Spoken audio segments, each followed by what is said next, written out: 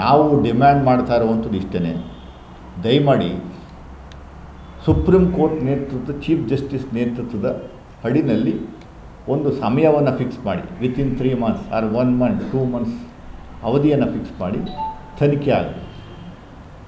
ಅವರು ಮುಕ್ತವಾಗಿ ಅವರು ಏನಕ್ಕೋಸ್ಕರ ಒಳಗಡೆ ನುಗ್ಗಿದ್ರು ಅಂತ ಹೇಳ್ಕೊಳ್ಳುವಂಥ ವ್ಯವಸ್ಥೆನ ಸುಪ್ರೀಂ ಕೋರ್ಟ್ ಜಡ್ಜ್ ಮೂಲಕ, ಸುಪ್ರೀಂ ಚೀಫ್ ಜಸ್ಟಿಸ್ ಮೂಲಕನೇ ಮುಂದೆ ಬಂದು ಹೇಳುವಂಥ ವ್ಯವಸ್ಥೆ ಆಗುತ್ತೆ.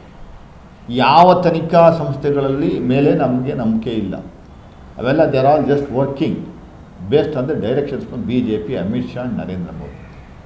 What ever directions they are giving, ಅಲ್ಲಿಂದ ಏನು ಸ್ಕ್ರಿಪ್ಟ್ನ ಬರ್ಕೊಡ್ತಾರೆ ಅದನ್ನು ಯಥಾವತ್ತು ಇವ್ರ ಲೆಟರ್ಡಲ್ಲಿ ಪಬ್ಲಿಷ್ ಮಾಡುವಂಥ ಒಂದು ವ್ಯವಸ್ಥೆ ನಿರ್ಮಾಣ ಆಗೋಗಿದೆ. ಸೊ ಅದರಿಂದ ಇದನ್ನು ಈ ವಿಚಾರವನ್ನು ನಾವು ಗಂಭೀರವಾಗಿ ತಗೋತೀವಿ. ಅಟ್ಲೀಸ್ಟ್ ಪ್ರತಾಪ್ ಸಿಂಹ ಅವರಿಗೆ ಒಂದು ನೋಟಿಸ್ ಕೊಡುವಂಥ ಕೆಲಸವನ್ನು ಮಾಡಲಿಲ್ವಲ್ಲ ಸ್ವಾಮಿ ಇಂಥವ್ರಿಗೂ. ಸಸ್ಪೆಂಡ್ ಮಾಡೋದು ಬೇಡ, ಇಷ್ಟೊತ್ತಾಗಲೇ ನೀವು ಎಕ್ಸ್ಪೆಲ್ ಮಾಡಬೇಕಾಗಿತ್ತು. ಸಣ್ಣ ವಿಚಾರಗಳಿಗೆಲ್ಲ ನೀವು MP ಗಳನ್ನ ಸಸ್ಪೆಂಡ್ ಮಾಡ್ತೀರಿ. ನಿಮ್ಮ ಪಕ್ಷದ MP ಅನ್ನುವಂಥದ್ದು ಏಕೈಕ ಉದ್ದೇಶಕ್ಕೋಸ್ಕರ ನೀವು ಅವನು ಒಂದು ನೋಟಿಸ್ ಕೊಡುವಂಥ ಕೆಲಸವನ್ನು ಮಾಡಲಿಲ್ಲ.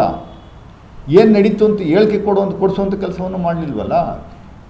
ಏನು ನಡೀತಾ ಇದೆ ನಮ್ಮ ದೇಶದಲ್ಲಿ, ಯಾವ ದಿಕ್ಕಿನಲ್ಲಿ ನಾವು ಸಾಗ್ತಾ ಇದ್ದೀವಿ ಅನ್ನುವಂಥದ್ದು ಹೇಳಬೇಕು.